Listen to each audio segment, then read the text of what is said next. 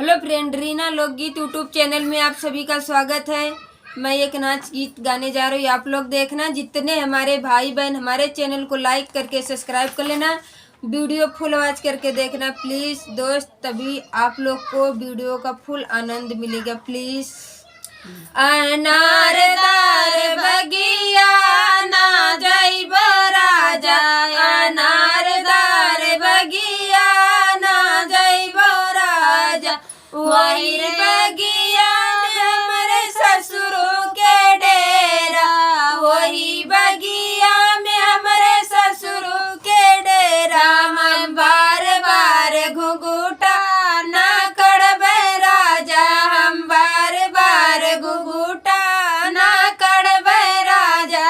अनारदार बगिया ना जइब राजा, अनारदार बगिया ना जइब राजा, वही बगिया में जेठऊ का डेरा, वही बगिया में जेठऊ का डेरा। हम बार बार घुघुटा ना कड़बे राजा, हम बार बार घुघुटा ना कड़बे राजा। अनारदार बगिया ना जइब राजा, अनारदार बगिया ना जइब राजा, वही बगिया में देवर जी का डेरा, वही बगिया में देवरू का डेरा। मैं बार बार नैना ना लड़ैब राजा, हम बार बार नैना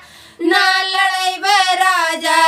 अनारदार बगिया ना जइब राजा, अनारदार बगिया ना जइब राजा, अनारदार बगिया